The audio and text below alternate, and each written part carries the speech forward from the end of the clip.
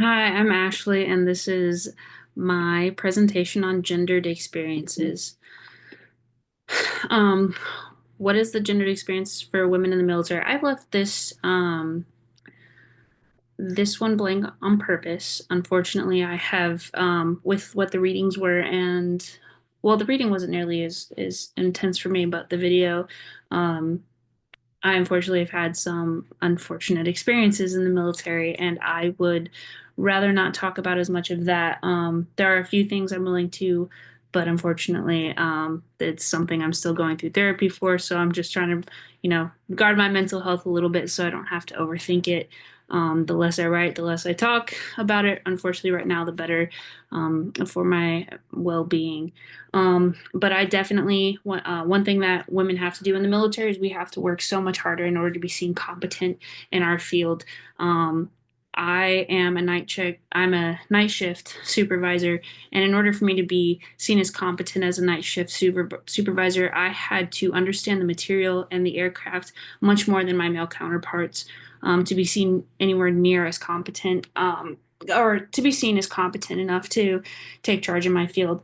I am more quickly called mean or a bitch than any of my male counterparts, even though I do not um, attack their manhood or dehumanize them in any way. I actually, unfortunately, just had a scenario where I looked at someone on day shift before he left, and I said, "Hey, you need to dump this Bowser before you leave." That's exactly how I said it. Similar to, didn't really raise my voice or change the tone of my voice. Just said, "Hey, this needs to be done before you leave." And the next day, he pulled me out and said it was absolutely horrible. Um, that I didn't ask him to and that I told him to, and it wasn't fair, even though I know for a fact my male counterpart would have said it like that and probably would have insulted his manhood on the way out. Also, women deal with a lot more unsolicited advances. Um,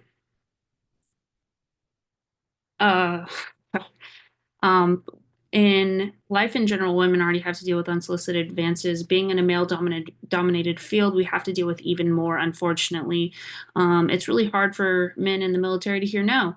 Um, so that's all I got to say about that one. Um, why are fathers portrayed as incompetent by the media and discriminated against our court system? Unfortunately, this comes back to gender stereotyping.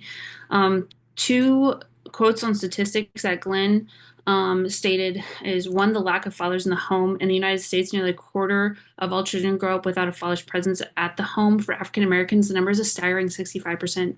And I think and as he states in this second stat is the saddest statistic of all is that 43% of fathers don't consider their role as significant in their child's personal identity. I think a lot of what created this actually has to do with the history of men in the home, and I think it actually goes more so back to World War I and World War II, during and post. If you actually look at a lot of the advertisements, which are still available on YouTube, excuse me, but if you look at the advertisements, all those things are portraying this is what a woman does. A woman needs this in the home to make this easier. They also make women look really stupid because they're like, is your woman washing dishes and not getting it completely clean by this dishwasher kind of thing? Um, but a lot of those things made men look incompetent. Like, is your man dumb and do this? Well, here's what the woman needs in the household in order to do this. But I think a lot of it personally started post World War II, post the Great Depression era. This is where we get a lot of it. When it comes to discriminating in the court system, we have an entire cultural shift where men are taking a much greater part again in the household.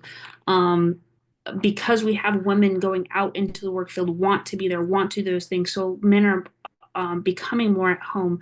And as the culture is changing, unfortunately, the legal system isn't changing with the culture, which is creating this gap that we see in the court system, in my opinion, with men not being treated as fairly as women.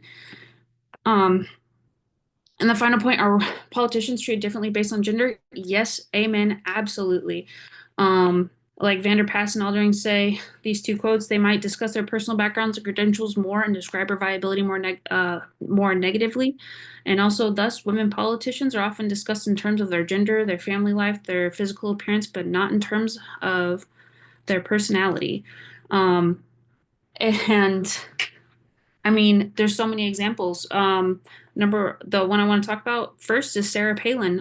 When all that stuff came out about Sarah Palin's family, it completely destroyed her political career. No matter how you feel about it, the fact, when it comes to, being a woman's woman or a girl's girl, Sarah Palin got absolutely trashed.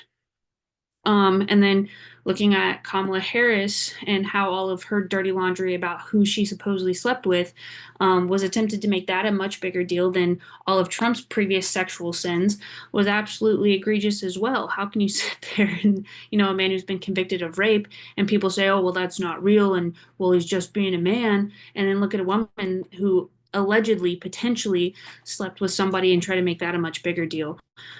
um, those kinds of things are seen much more heavily. We also see that, when a woman is harsh or a woman is mean or, stands on 10 toes, stands their ground. Oh, well, she's a bitch. She is way too mean, way too hard of a boss. Um, where for a man it's good to be that way. Men are supposed to be like that.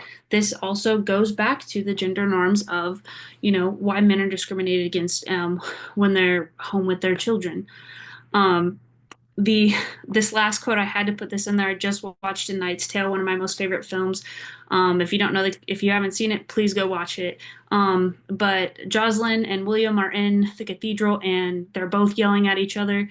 And a church leader walks up and goes up to her and says, "Shh." And all she says is, "Do not shush me and spare him. Now be gone. Go." And I think that quote embodies this entire the entire end of this. This is my presentation, and I thank you for being here today.